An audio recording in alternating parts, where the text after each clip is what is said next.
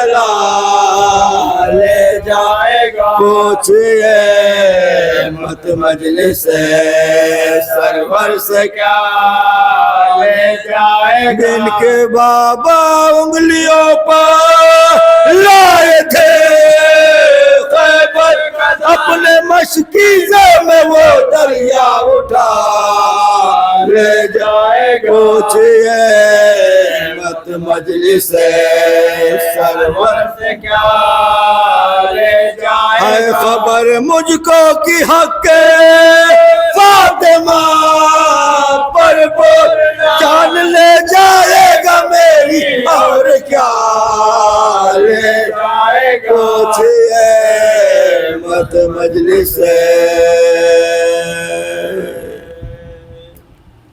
فاتحہ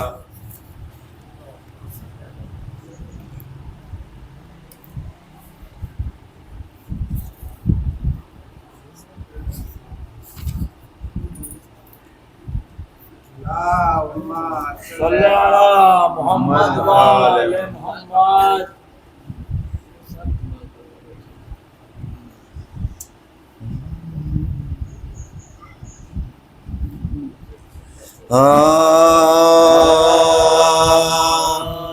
جب اذن پانی لانے کو عباس کو جب اذن پانی لانے کا عباس کو بچوں کو جمع کر کے سکینہ نے یہ جاتے ہیں افراد پہ دیکھو میرے کچھ دیر اور صبر کرو تم پہ میں کچھ دیر اور صبر کرو مجھ پہ میں پانی کی میں سبھی یہاں پر لگا اصغر کو سب سے پہلے میں پانی پلا اصغر کو سب سے پہلے میں پانی پلا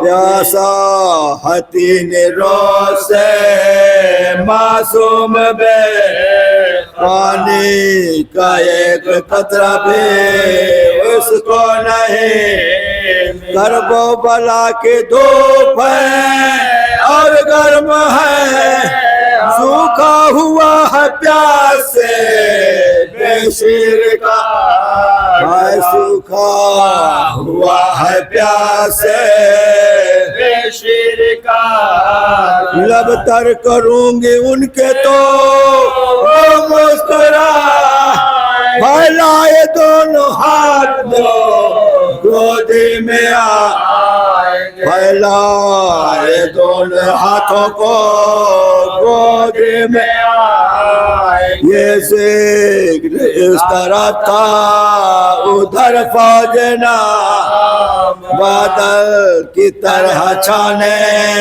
لگے پھر سے اہل جفا سے بھر گیا میدان کا چلا رہے تھے سارے جفا جو ستا چلا رہے تھے سارے جفا جو ستا پانی پہنچ سکے نا امام حسین مشکیزہ جا سکے نا خیام حسین مشکیزہ جا سکے نا خیام حسین ناگاہ ایک وار کا میگاہ سے شانہ جری کا ہو کے جدا جسم سے کچھ دور اور آگے بڑھے تو تیغ ستم سے دوسرا شانہ بکا تیغ ستم سے دوسرا شانہ بکا دانتوں سے مشک تھام کے آپس رہے دریا لہو کے جسم مبارک سے دریا لہو کے جسم مبارک سے بہ ایسے میں ایک تیل لگا کے مشق سکینہ چھت گئے دھرا گیا پانی کے ساتھ بہ گئے امید کے جھک کر عالم نے گھوڑے کی باہوں میں جھک کر عالم نے گھوڑے کی باغوں میں دیکھا سقائی اہل بیت کے شان قلع بن بھائی کے جہان میں شاہ بن بھائی کے جہان میں شاہ امام اکبر کی سمت دیکھ کے بولے شاہ ٹوٹی کمر حسین کی اے میرے بیٹا ہمارا قوت بازو جدا لو ہو گیا حسن حفاظت لو ہو گیا ہے سارے حفاظت دل میں ہمارے نظر رنج و ملا بھائی کے غم میں بھائی کا جینا بھائی کے غم میں بھائی کا جینا محال ہے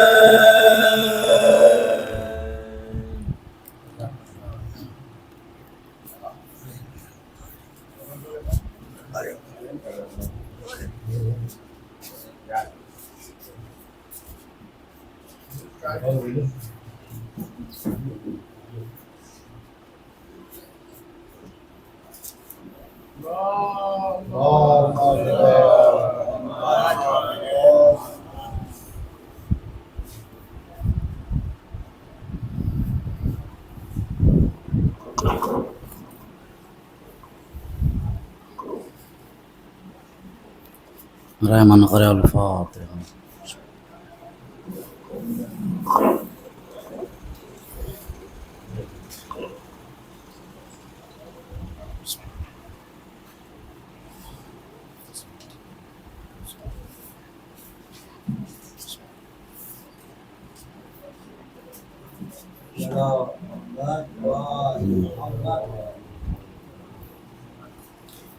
أعوذ بالله من الشيطان الرجيم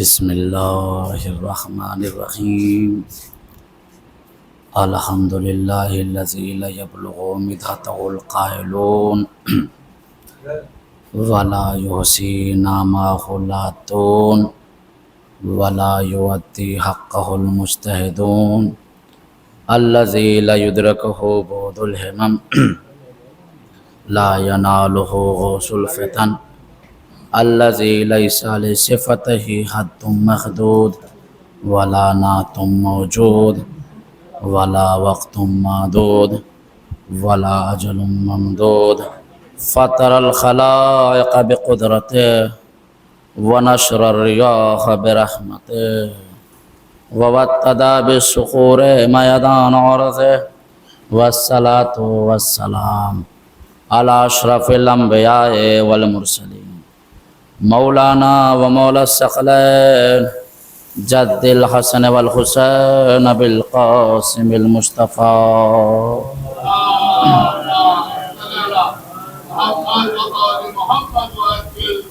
وعلى أهل بيته الطيبين الطاهرين المعصومين المظلومين ولعنة الله على أعدائهم أجمعين أعوذ بالله من الشيطان الرجيم بسم الله الرحمن الرحيم قل هل يستوي الذين يعلمون والذين لا يعلمون إنما يتذكر أولو الألباب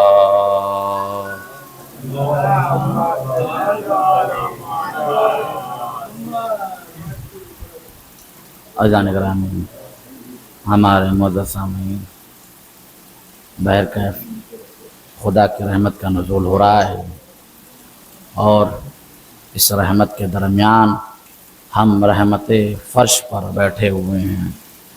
دو رحمتیں، ایک تو رحمت حسین اور ایک رحمت خدا.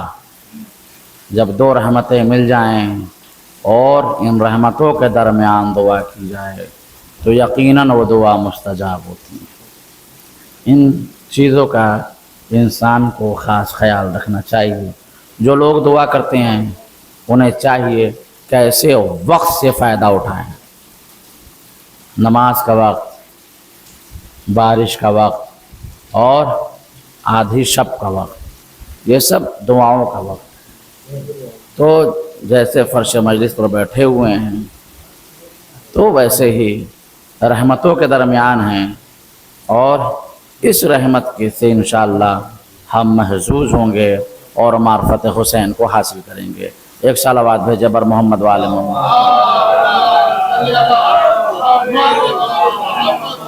اور یہ بھی اچھی بات ہے کہ مجلس جو ہے ٹائم سے سٹارٹ ہو گئی. اگر یہی 10 منٹ ادھر ادھر ہو جاتا تو ہو سکتا ہے کہ ہم لوگ میں سے کچھ لوگ ادھر ادھر ہو جاتے ہیں. مثلاً میرے ہی آنے میں مسئلہ ہو جاتا، میں بھی وقت سے آ گیا. اس کے بعد ورنہ بھی معلوم تھا کچھ چاہتا لے کے جاتا. اب ایک بات یہاں پر لطیفہ یاد کہ ایسے ہی ایک مولانا کو مجلس پڑھنے آنا تھا، روم پر تھے اور اچانک سے بارش شروع ہو گئی اور یہاں لوگ سوچخانی اور پیشخانی کر کے انتظار کر رہے ہیں مولانا آیا. مولانا بھی بارش رک جائے تو جاؤں، تو تاخیر ہو گئی. وہ مولانا آئے تو لوگوں نے کہا مولانا بڑی تاخیر کر دیا آپ نے، کہ ان کی بارش ہو رہی تھی. تو عوام میں کچھ لوگ ہوتے ہیں جو اپنے آپ کو عقل مند سمجھتے ہیں، کہنے لگے کہ بارش رحمت خدا ہے، رحمت خدا سے کیا ڈرنا، رحمت خدا میں چل کے آنا چاہیے تھا. تو مولانا نے کہا بالکل درست آپ نے فرمایا کہ رحمت خدا ہے. میں رحمت خدا کی لاج رکھتا رہا تھا کہیں ایسا نہ ہو جائے کہ رحمت خدا میرے پیروں کے نیچے آ جائے. صلوات بھیجے بر محمد والے. اس لیے میں نہیں کہا کہ رحمت خدا، وہ انہوں نے کہا کہ رحمت خدا میں نکلنے سے کیا خوف ہے، رحمت ہو رہی ہے، رحمت میں نکل جائے. تو نے کہا مجھے اس سے خوف نہیں تھا، مجھے خوف یہ تھا کہ یہ رحمت میرے پیروں کے نیچے نہ آ جائے. تو یہ باتیں ہوتی ہیں جان گرامی. دیکھیں جب بھی کوئی فرش مجلس پر معرفت کے ساتھ آتا ہے اور عقیدے کے ساتھ آتا ہے تو وہ ضرور بے ضرور کچھ نہ کچھ لے کر جاتا ہے. فرش حسین سخی حسین کا ادا خانہ ہے اور فرش ہے اور دربار ہے. ایسا ہو ہی نہیں سکتا کہ کوئی نام حسین پر آ جائے اور حسین اسے کچھ عطا نہ کریں. بس یہ اپنے اپنے ظرف کی بات ہے کہ اسے روحانی غذا کی ضرورت ہے یا جسمانی غذا کی ضرورت ہے. اگر اسے اس لیے کہ فرش کا ایک معجزہ یہ بھی ہے کہ یہاں روحانی غذا بھی ملتی ہے، جسمانی غذا بھی ملتی ہے، یعنی روح بھی شاد ہو جاتی ہے اور جسم بھی شاد ہو جاتا ہے. آپ کہیں گے روح کیسے شاد ہوتی ہے؟ تو کہا روح عشق حسین میں ڈوب کر شاد ہو جاتی ہے. اور جسم کیسے شاد ہوتا ہے؟ تو جسم پلاؤ اور گوشت کھا کے شاد ہو جاتا ہے. صلوات بھیجے بر محمد.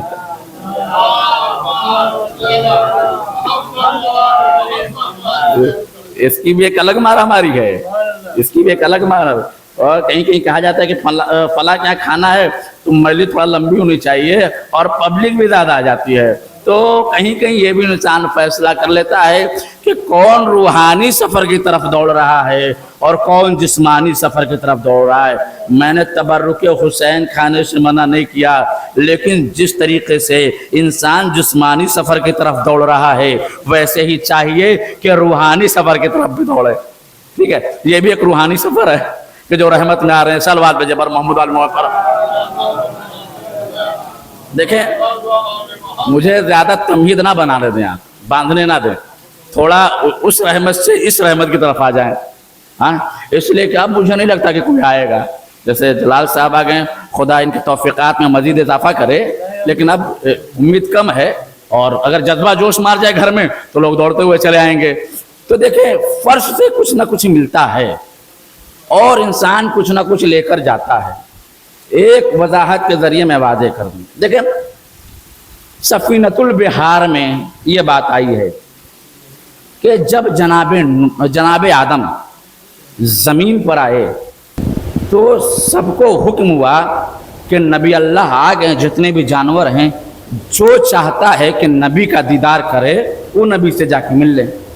ایک ہرن کا دستہ جسے یہ شوق پیدا ہوا کہ نبی اللہ آئے ہیں اور اللہ کی وحی آ گئی ہے، زمین کا جانشین آ گیا ہے، زمین کا وسیع آ گیا ہے، تو کیوں نہ جا کر ہم تنہا نبی کو سلام کریں، اس لیے کہ یہ نبی زمین پر تنہا اور اکیلا ہے۔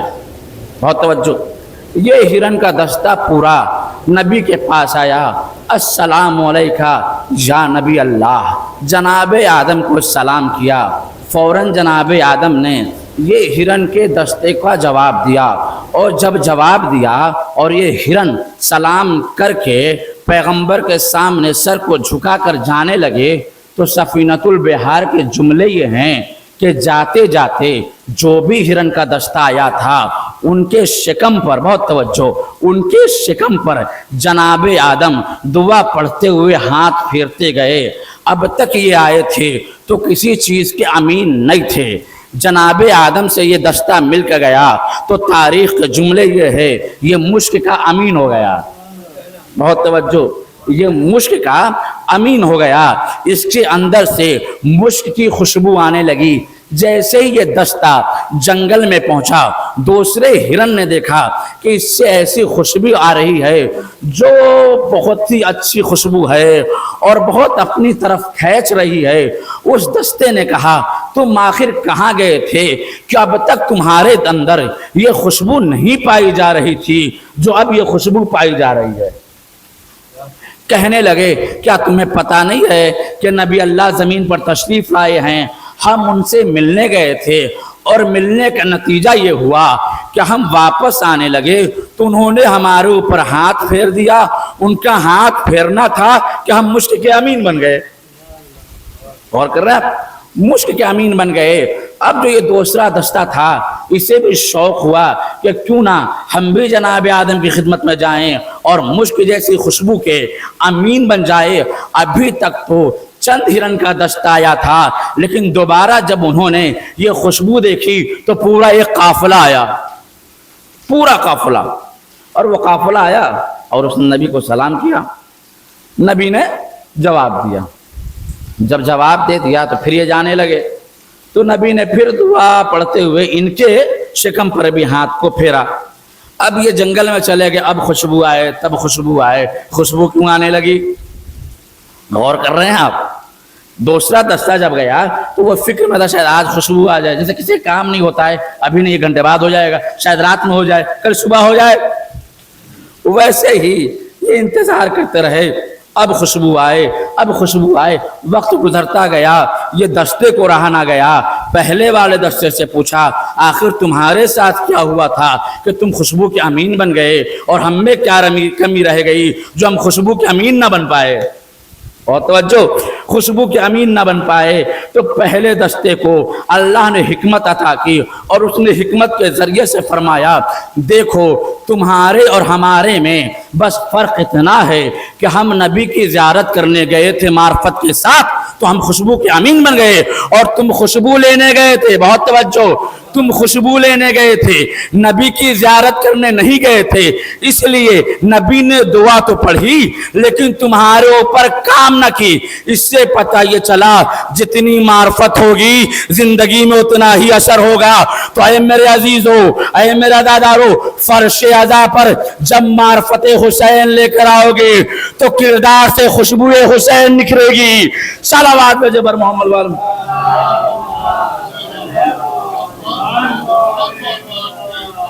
ایک اور صلوات میں جبر محمد والم۔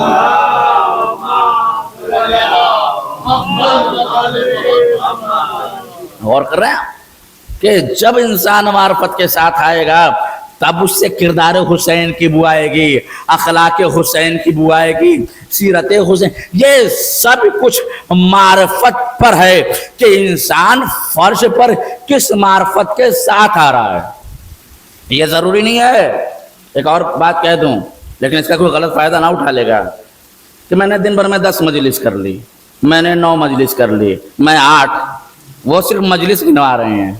ہاں، مجلس گنوانے سے فائدہ نہیں ہونے والا، 2 ہی مجلس کریں، معرفت کے ساتھ کیا یا نہیں، پوری مجلس صحیح سے سنی ہے یا نہیں، عشق حسین میں ڈوبے ہو یا نہیں، عشق حسین میں کچھ لے کر اٹھے ہو یا نہیں۔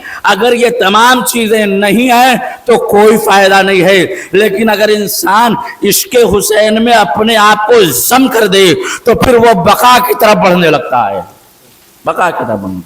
یہ معجزہ ہے ذکر حسین کا، یہ معرفت ہے ذکر حسین کی، یہ اہمیت ہے ذکر حسین کی۔ بس میرے عزیزو، پہچاننے کی ضرورت ہے۔ اسی لیے تو علم جس کے پاس آ جاتا ہے، معرفت جس کے پاس آ جاتی ہے، وہ کہتا ہوا نظر آتا ہے کہ میں دنیا میں اب کسی سے زیر نہیں ہوں گا۔ خواجہ نظام الدین، ان سے کسی نے پوچھ لیا، کسی نوکر نے، کہ آپ کو زمانہ ولی کہتا ہے، ولی خدا، اور علی کو بھی ولی کہتا ہے، تو آپ مجھے بس اتنا بتا دیں کہ آپ کے ولی ہونے میں اور علی کے ولی ہونے میں کیا فرق ہے، کیونکہ آپ بھی علی کا احترام کرتے ہیں لیکن آپ اپنے آپ کو ولی بھی بنوا رہے ہیں۔ کہا بھی میں فرق ظاہر کر دیتا ہوں۔ کہا دیکھ یہ بتا، تو گندم خرید کے کھاتا یا نہیں؟ کہا خرید کے کھاتا ہوں۔ کہا کس سے؟ کہا زمینداروں سے۔ کہا ٹھیک، کہا بتا زمیندار بھی کیا گندم خریدتے ہیں؟ کہا نہیں۔ کہا وہ کیوں نہیں خریدتے؟ کہا وہ اس لیے نہیں خریدتے کہ وہ گندم ان کی ملکیت ہوا کرتی ہے۔ کہا تو کیوں خریدتا ہے؟ کہا کیونکہ وہ گندم ہماری ملکیت نہیں ہے، ہمیں خریدنا پڑتا ہے۔ کہا بس میرے ولی ہونے میں اور علی کے ولی ہونے میں یہی فرق ہے کہ علی کی ولایت ان کی ملکیت ہے اور مجھے جو ملی ہے ان کے صدقے میں ملی ہے۔ صلوات بھیجے پر محمد۔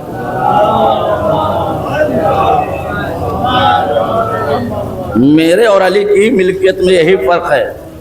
شہباز قلندر کا نام آپ نے سنا ہوگا، مولا کے عشق میں اپنے آپ کو ضم کیے ہوئے تھے اور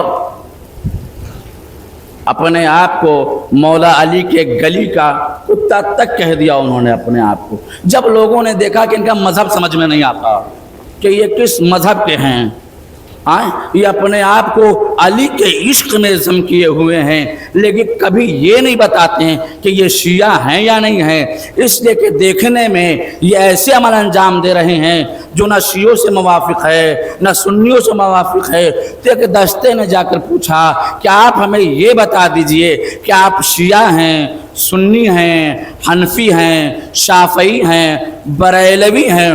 تو انہوں نے کہا کہ مجھے عزت علی کے در سے ملی ہے، نہ میں شافعی ہوں، نہ میں شیعہ اپنے آپ کو کہتا ہوں، نہ میں حنبلی کہتا ہوں، نہ میں شافعی کہتا ہوں، نہ میں کوئی کسی بھی ملت سے میں نہیں ہوں۔ بس اتنا جان لو، حیدریم قلندرم ہستم، بندے مرتضیٰ علی ہستم۔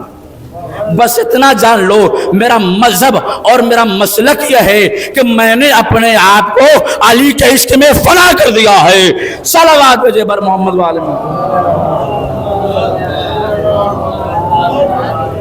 اور کر رہے ہیں آپ، فنا کر دیا ہے۔ اب دیکھیں، اب دھیرے دھیرے ہم علم کی روشنی میں آگے بڑھ رہے ہیں۔ اہل سنت ہی کی روایت سے میں آپ کو آگے لے جانا چاہتا ہوں کہ خلیفہ دوم کا بیٹا عبداللہ بن عمر، اس سے لوگوں نے پوچھا کہ جتنا جلدی ہو بڑے صحابی کے نام گنوا دو، تو اس نے کہا ابو بکر، عمر، عثمان، اور خاموش ہو گیا۔ کہنے لگے تو 3 کا نام لیتا ہے، چوتھے کا نام کیوں نہیں لیتا جبکہ تو جانتا ہے کہ 4 خلیفہ ہیں؟ اس نے کہا آپ نے ہم سے خلیفہ نہیں پوچھا، صحابی پوچھا ہے۔ کہا جب تو صحابی بڑوں کو بتا رہا ہے 3 کو، تو علی کا نام کیوں نہیں لیتا؟ کہا میں علی کو صحابی نہیں مانتا۔ تو کہا کیا مانتا ہے؟ کہا میں علی کو صحابی سے بڑھ کر اہل بیت مانتا ہوں۔ اہل بیت اور صحابی میں آسمان زمین کا فرق ہے۔ یہ عبداللہ بن عمر کے جواب ہے۔ اب میرے عزیزو، آپ بیدار ہو گئے ہیں تو اسی سے آگے لے کر بڑھتا ہوں کہ خلیفہ سوم نے ان کا لقب پتہ ہے کیا ہے؟ ذو النورین کہا جاتا ہے انہیں۔ اب یہ ذو النورین کو کیوں ہے؟ علت کیا بیان کیا اہل سنت نے؟ علت یہ ہے ذوالنورین کی کہ رسول کی 2 بیٹیاں ان کے گھر آئی تھیں، ٹھیک ہے، یہ تو ذوالبنتین کیوں نہیں ہے؟ ذوالبنتین کہہ دیتے ہیں نا 2 بیٹی، یہ ذوالنورین کہہ رہے ہیں، کیا کیوں؟ اس لیے کہ نوری بیٹیاں ہیں۔ عجیب ہے یہ مسلمان، بیٹیوں کو تو نوری مان رہا ہے لیکن باپ کو بشر کہہ رہا ہے۔ سب کہتے ہیں بیٹیاں نوری ہیں، اور بیٹیوں کے آنے سے یہ ذوالنورین ہو گئے، تو پھر جو جس کی بیٹیاں نور والی ہو تو باپ کیسے نور والا نہیں ہوگا؟ صلوات بھیجے بر محمد والوں۔ اور ایک اس سے روایت ہے، علم میں اپنا اضافہ کرتے جائیں، کہ انہوں نے فضیلت پیغمبر میں یہ بیان کیا کہ پیغمبر کی فضیلت یہ ہے کہ ان کا سایہ نہیں تھا۔ یہ خلیفہ سوم میں بیان، ان کا سایہ نہیں تھا۔ تو لوگوں نے پوچھا ہے خلیفہ جب یہ بتا ہی دیا ہے کہ سایہ نہیں تھا تو یہ بھی بتا دے کیوں نہیں تھا؟ کیوں نہیں تھا؟ ایک سوال ہوگا نا، آخر تمام اجسام کے سائے ہوتے ہیں تو پیغمبر کا سایہ کیوں نہیں تھا؟ تو کہنے لگا سایہ اس لیے نہیں تھا کہ سایہ کبھی آگے چلتا ہے کبھی پیچھے چلتا ہے، اور خدا کو یہ منظور نہیں تھا کہ پیغمبر کا سایہ بھی ان کے سے آگے چلے۔ اور کہا پیچھے کیا خطرہ تھا؟ اگر پیچھے چلتا تو کہا پیچھے یہ خطرہ تھا کہ ہم صحابی، بہت توجہ، ہم صحابی پیغمبر کے پیچھے چلتے تھے تو اللہ کو یہ منظور نہیں تھا کہ پیغمبر کے سائے پر بھی ہمارے قدم پڑے۔ غور کر رہے ہیں آپ؟ پیغمبر کے سائے پر بھی ہمارے قدم پڑے، اسی لیے اللہ نے انہیں سایہ نہیں دیا تاکہ آگے نہ چلنے پائے، پیچھے نہ رہنا پائے۔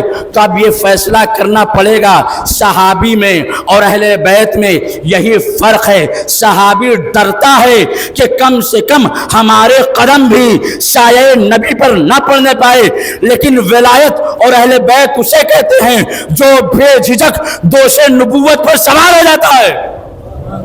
غور ہی نہیں کر رہے ہیں آپ؟ اور صرف دوش نبوت کی بات نہیں ہے، تمام مسلمانوں نے لکھا ایسا دوش نبوت جس پر مہر نبوت ہو، لا الہ الا اللہ محمد الرسول اللہ، تو اس مہر نبوت پر علی نے اپنے قدم کو رکھ کے بتا دیا صحابی اور ہوتے ہیں، جانشین اور ہوتا ہے۔ صلوات بھیجے بر محمد۔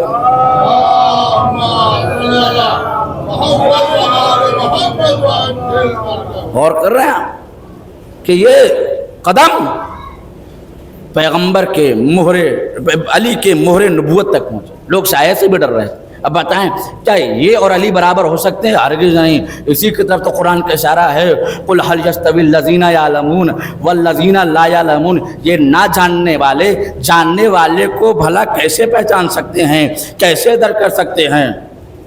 کیونکہ جو نہ جاننے والے ہیں وہ جاہل ہوتے ہیں اور جاننے والے عالم ہوتے ہیں، اور علی عالم ہے کائنات کے۔ یہ غور کرنے کی بات ہے، یہ سمجھنے کی بات ہے، یہ فکر میں ڈوبنے کی بات ہے۔ اب عزیزو فضیلت اور ان صحابہ سے سنیں، فضیلت آگے بڑھتی گئی۔ انہوں نے کہا کہ ہم دیکھا کرتے تھے۔ اب مولا حسین کی فضیلت سنیں، یہ کہتے ہیں ہم دیکھا کرتے تھے کہ مولا حسین پیغمبر پر سوار ہو جایا کرتے تھے، اور پیغمبر حسنین کریمین کے نانا گھوڑا بنیے مجھے آپ پر بیٹھنا ہے، تو پیغمبر جھک جایا کرتے تھے اور چلا کرتے تھے، اور حسین دوست پر سوار ہو جایا کرتے تھے۔ اور سوار بھی جو لکھا گیا سنا ہوا ہے، بس میں معرفت کے ابواب کو کھولتے ہوئے آگے بڑھ رہا ہوں۔ تو جب سوار ہوتے تھے تو لکھا ہے کہ زلفیں مولا کے ہاتھ میں ہوتی تھی، اور زلف کو کھینچ کے کہتے تھے نانا ادھر نانا ادھر، جدھر حسین اشارہ کر دیں پیغمبر ادھر مڑ جاتے تھے۔ تاریخ نے لکھا کہ پیغمبر کی اہمیت یہ ہے کہ آدم سے لے کر خاتم تک کے پہلے نبی کو یہ حکم ہوا کہ یہ آخری رسول خاتم النبیین ہے، یہ افضل ہے، یہ بلند و بالا ہے، اے نبی اس کی اتباع کرنا ہے، اور ایسی اتباع کرنا ہے کہ جدھر پیغمبر مڑے ادھر تمہیں مڑنا ہے۔ اب کیوں مڑنا ہے؟ کیونکہ پیغمبر کے مڑنے پر تمام انبیاء کی نبوت رکی ہوئی تھی۔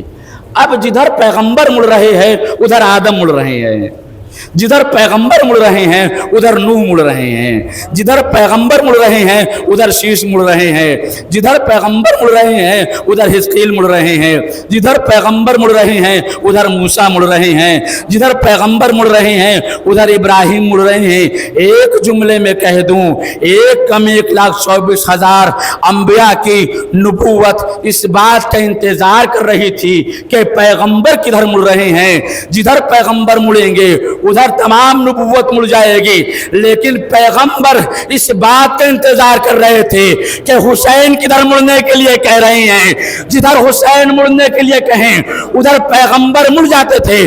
पैगंबर ये बताना चाहते थे कयामत तक के लिए जान लो कि देखो तुम्हारा नबी हुसैन के कहने से मुड़ रहा है, अब तुम देखो हुसैन किधर मुड़ रहे हैं। जिधर हुसैन मुड़ जाए उधर तुम्हें भी मुड़ जाना है। सलावत भेज दो।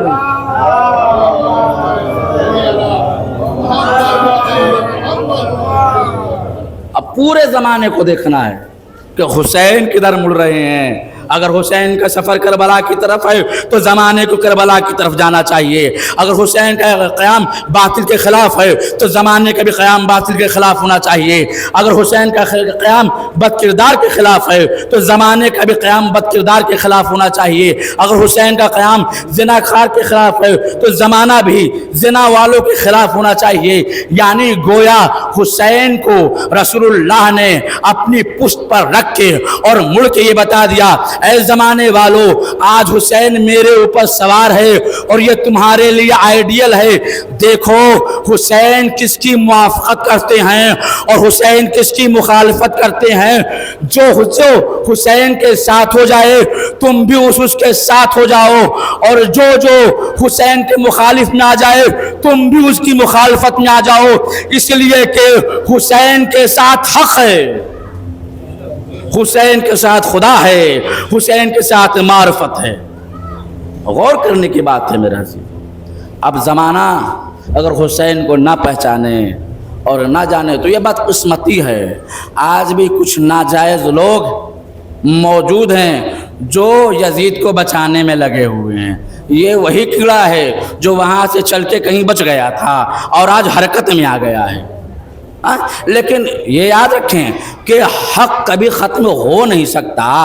जब पूरे कलम यजीद के, पूरी फ़ौज यजीद की, पूरा लश्कर यजीद का, पूरे हुक्मरान यजीद के, असलहे यजीद के, हथियार यजीद के, रावी यजीद के, दौलत यजीद का, सरमाया यजीद के, ये तमाम चीज़ें मिलकर भी तन्हा करबला में हुसैन थे। न ज़िक्र हुसैन को मिटा सके न फ़िक्र हुसैन को मिटा सके, नहीं मिटा सके। देखे आज तो सोशल मीडिया का ज़माना है ना। आपने यहाँ कुछ कहा, बात फ़ौरन यहाँ से वहाँ पहुँच गई। सोशल मीडिया है, फ़ौरन बात पहुँच जाया करते। ये बताएं चार दीवारी में क्या हुआ? अगर सोशल मीडिया नहीं है तो बात पहुँचेगी? जब नहीं था तो बात बड़ी देर में पहुँचा करती थी। अगर किसी का इंतकाल हो गया, यहाँ से मुंबई खबर भेजना था तो पहले लोग लेटर भेजा करते थे। पता चला यहाँ चेलूम वलूम भी हो गया तब लेटर वहाँ पहुँचा है। तरक्की याफ्ता ज़माना नहीं था ना, तो जैसी जैसी सहूलत थी। अब देखिए ये अभी हाल की मैं बात बता रहा हूँ, अभी तो तरक्की भी हुई है। कुछ दिनों पहले 20 साल 25 साल 30 साल मान लें मोबाइल का वजूद, ये जो भी चीज़ें हैं अब तो मिनटों में सारा काम हो जा रहा है। लेकिन ये बताएं जब हुसैन करबला में थे तो न ख़त न किताबत न कोई तरक्की न कोई पैगाम पहुंचाने का ज़रिया, बहुत गौर से सुनेंगे, न पैगाम पहुंचाने का ज़रिया न तरक्की, कोई नहीं। हुसैन घिरे किसके दरमियान हैं? जितनी कलम है वो हुसैन के ख़िलाफ़ हैं, यजीद की तरफ से हैं। जितनी कलम है हुसैन के ख़िलाफ़ है, जितनी फ़ौज है हुसैन के ख़िलाफ़ है, जितना लश्कर है हुसैन के ख़िलाफ़ है, जितना सरमाया है हुसैन के ख़िलाफ़ है, जितनी दौलत है हुसैन के ख़िलाफ़ है। और हुसैन ऐसी जगह पर हैं न बस्ती है न शहर है न लोग थे न आबादी थी। हुसैन तन्हा खड़े होकर ज़िक्र हुसैन कर रहे थे। यजीद की फ़िक्र में लगे हुए लोग मुखालफत हुसैन कर रहे थे, हुसैन के कत्ल पर आमादा थे। تھی, ادھر سے حسین کو مٹانے کی کوشش جاری تھی, ادھر سے حسین کے بقا کی کوشش جاری تھی. روایت نے لکھا تمام قلم مل کے بھی حسین کا ذکر مٹا نہ سکے, تمام دولت مل کے بھی حسین کا ذکر مٹا نہ سکے, تمام فکریں مل کے بھی ذکر حسین نہ مٹا سکے, تمام فوج مل کے بھی ذکر حسین نہ مٹا سکے. اس لیے کہ خدا نے کہا زمانہ سوشل میڈیا کا محتاج ہو سکتا ہے, خط و کتابت کا محتاج ہو سکتا ہے, لیکن جسے اللہ بچانا چاہے اگر وہ تنہا جنگل میں بھی کھڑا رہے, 1000 لوگ اس کے دشمن ہو, اسے قتل کر دے, لیکن اللہ ایسی لوگوں کے دلوں میں حرارت پیدا کرے گا کہ قیامت تک کے لیے اس کا ذکر لوگوں کی زبانوں پر جاری ہو جائے گا. صلوات بجبر محمد.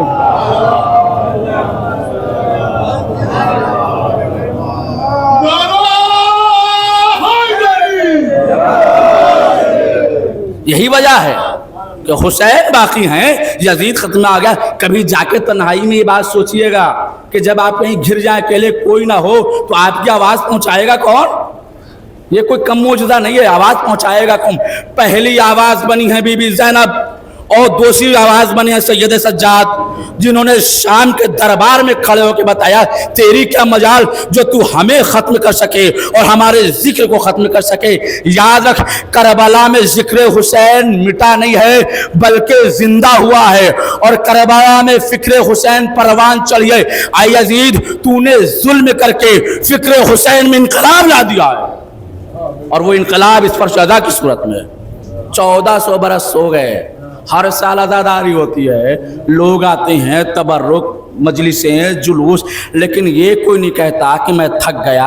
ارے ابا اماں کی مجلس کرنے کے 4 سال کے بعد لوگ تو تھک جایا کرتے ہیں, جو کہ خونی رشتہ ہوتا ہے کہ 4 سال پہلے سال جو ماں باپ کی مجلس میں جوش ہوتا ہے وہ دوسرے سال نہیں ہوتا, وہ تیسرے سال اور کم ہو جاتا ہے, چوتھے سال اور 5ویں سال گاؤں کے مولانا سے پڑھوا کے تبرک بانٹ دیجیے, ہے نا. پہلے میں تو ہائی فائیو ہو گیا نا.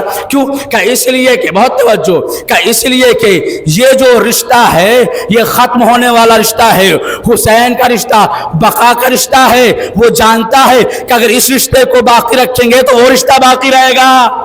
بہت توجہ, اس لیے کہ حسینیت فطرت کا نام ہے, حسینیت بقا کا نام ہے. یہی وجہ ہے کہ ہر سال مومن سوچتا ہے زمان میں کمی ہو جائے, دولت میں کمی ہو جائے, رزق میں کمی ہو جائے, لیکن ذکر حسین میں اور فرش حسین میں کمی نہیں ہونی چاہیے.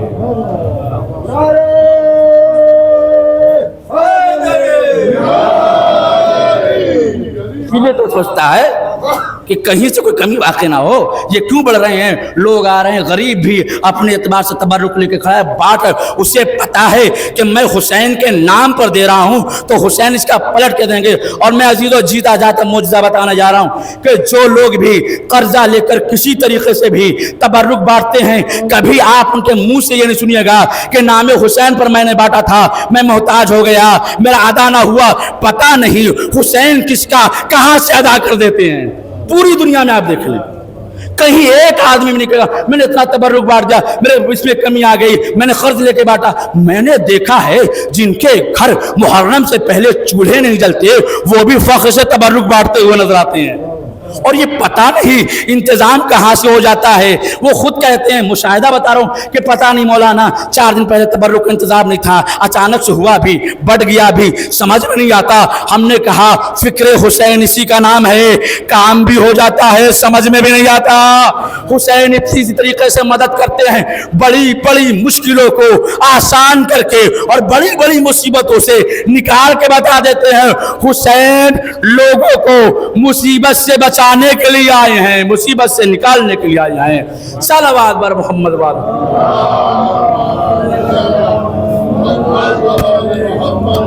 بس میرے عزیز, یہ ہے حسین. اب آپ نے معرفت کے باپ جان, اب جب ایسا حسین ہے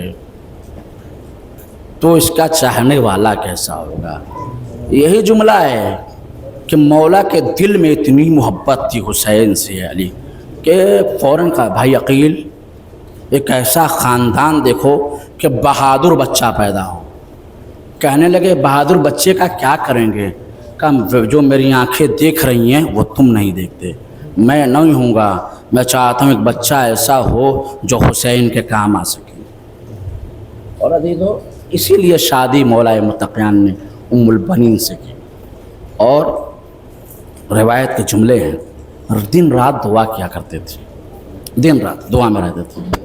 مولا عباس کی جب ولادت ہوئی نا تو ایک عجیب واقعہ جو نقل ہے کہ آنکھیں نہیں کھولیں, آنکھیں نہیں کھولیں. سب پہ گودی میں جب آنکھیں نہیں کھولتے ہیں. مولا علی آئے, کیا ہوا؟ کہا دیکھیں نا یہ بچہ آنکھیں نہیں کھول رہا. کہا یہ میرے پر گیا ہے. جس طریقے سے جب تک رسول نہ گئے تھے میں نے آنکھیں نہیں کھولی تھی, یہ بھی زمانے کے رسول کا انتظار کرا. حسین کہاں ہیں؟ اب حسین آئے. جیسے ہی حسین کے آغوش میں گئے ہیں, روایت کی جن آنکھیں کھول دی. جیسے ہی آنکھ کھولی ایک اور جملہ ملتا ہے کہ جس طریقے سے رسول اللہ نے اپنی زبان کو مولا متقیان کے دہان میں رکھ دیا تھا, ویسے ہی مولا حسین نے اپنی زبان کو عباس کے دہان. یہ کیا ہو رہا ہے؟ کہا یہ وعدہ کیا جا رہا ہے. کس کا وعدہ؟ کہا جس کے لیے ہم اور عباس آئے ہیں. بس عزیزو چند جملے پڑھوں گا, ابھی بہت ساری مجلسیں ہیں, مصائب سنیے گا کہ مولا عباس کے بارے میں بتایا کہ بچپن کا عالم ہے, مولا علی کے بغل میں بیٹھے ہوئے ہیں کہ مولا علی نے شجاعت کی تعریف کرنا شروع کیا. اب جیسے ہی شجاعت کے بارے میں مولا علی نے بیان شروع کیا, مولا عباس سن رہے تھے. اچانک سے آستین پلٹنے لگے, آستین پلٹنے لگے. جب آستین پلٹنے لگے تو ام البنین دیکھ رہی تھی. مولا سے کہتی دیکھیے نا یہ کتنا چھوٹا بچہ ہے, لیکن جب آپ شجاعت کی بات کر رہے ہیں تو آستینوں کو پلٹ رہا ہے. جیسے ہی یہ جملہ سنا مولا نے عباس کی طرف دیکھا, بیٹا ذرا قریب آ جاؤ. عباس قریب آئے, پیشانی کو بوسہ دیا, آستین کو اوپر چڑھایا. آستین کو اوپر چڑھانے کے بعد روایت کے جملے یہ ہے ہاتھوں کو چومنے لگے اور چومتے چومتے چیخ مار کر کے چیخ مار کر گریا کرنے لگے. ام البنین گھبرا گئی, یا علی کیا ہو گیا؟ میرے بچے میں ایسا کیا دکھا جو آپ چیخ مار کر گریا کرنے لگے؟ ام البنین اس ہاتھ کو چوما کرو. کہا کیوں؟ کہ اس ہاتھ کی اہمیت تم نہیں جانتی, اور عباس کے ہاتھ کو چوم لو. جیسے ام البنین آئی, کہا میرے لاڈلے میرے بچے کے ہاتھ کو کیا ہوا؟ کہا ام البنین یہ وہ ہاتھ ہیں جو ایک دن کٹ جائیں گے. کہاں کٹیں گے؟ کہا حسین کے نام پر عباس کا دائنا ہاتھ بھی کٹ جائے گا.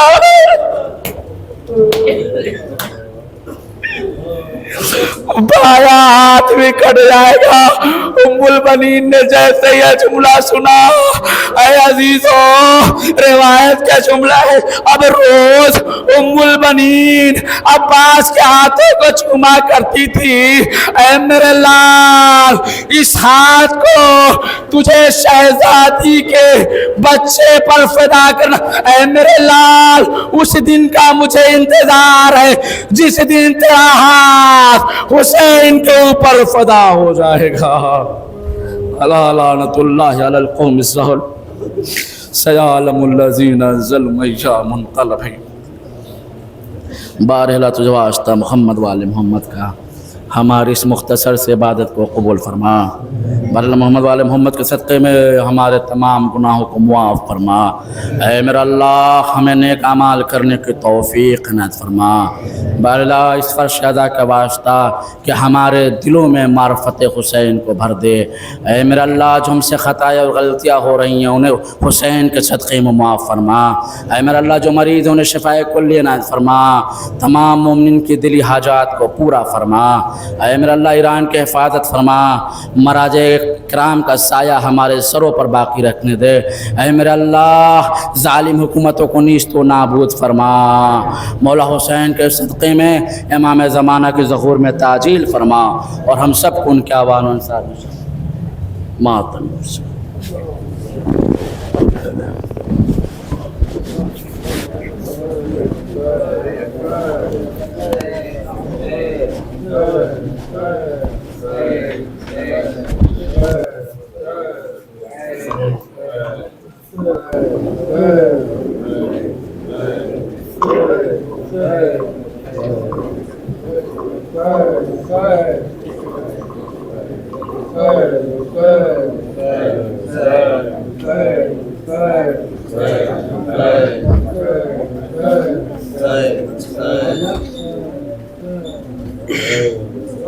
حسین روکے زینب نے کہا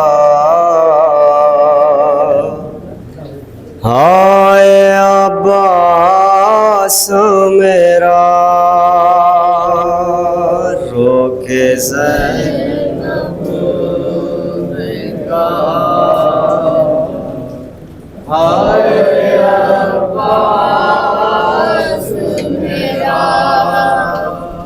روکے زینب نے کہا ہائے عباس میرا روکے زینب نے کہا ہائے عباس میرا چھن گئی میری ردا ہائے عباس میرا روکے زینب نے کہا ہائے عباس میرا روکے زینب نے کہا ہائے عباس میرا روکے زینب نے کہا ہائے عباس میرا بیردا شاہ کے دربار میں جانا ہوگا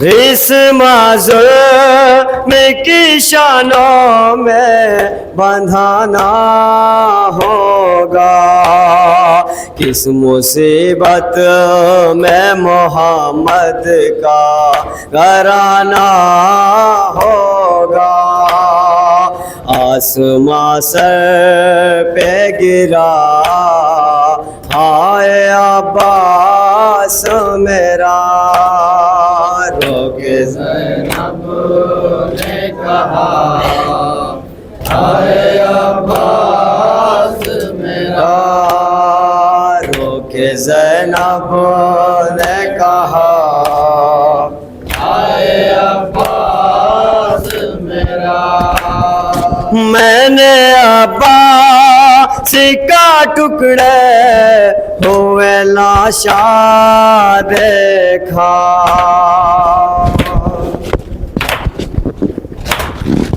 تیر سے چھلنی ہے اکبر کا کلیجہ دیکھا نیزہ ظلم پہ شبیر کو روتا دیکھا شکر ہے شیر خدا ہائے عباس میرا روکے زینب نے کہا ہائے عباس میرا روکے زینب نے کہا ہائے عباس میرا اپنے بیماری کو کاٹوں سے بچاؤں کیسے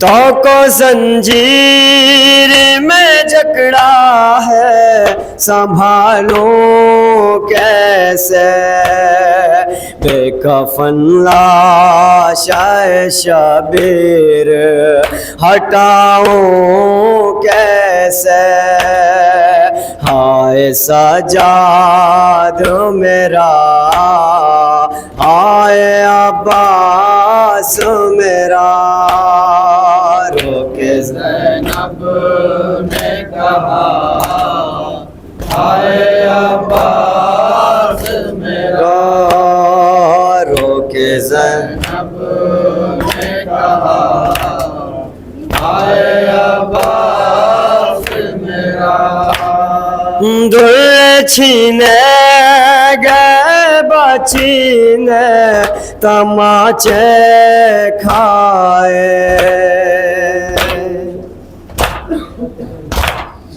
بچے دہشت میں ہے خود دیکھ کہ اپنے سائے قید میں گھٹ کے سکینہ نہ کہیں مر جائے دیتی بابا کو صدا ہائے عباس رو کے زینب نے کہا آئے عباس میرا رو کے زینب نے کہا آئے عباس میرا ہائے بھیا کی امانت نہ بچا پائی ہوں قید میں قبر سکینہ کی بنا آئی ہوں اس کو زندان میں تنہا ہی سولا آئی ہوں کوئی چارہ نہ رہا ہائے عباس میرا تو کہ زینب نے کہا آئے عباس میرا حجرے آن محمد میں جو پہنچی زینب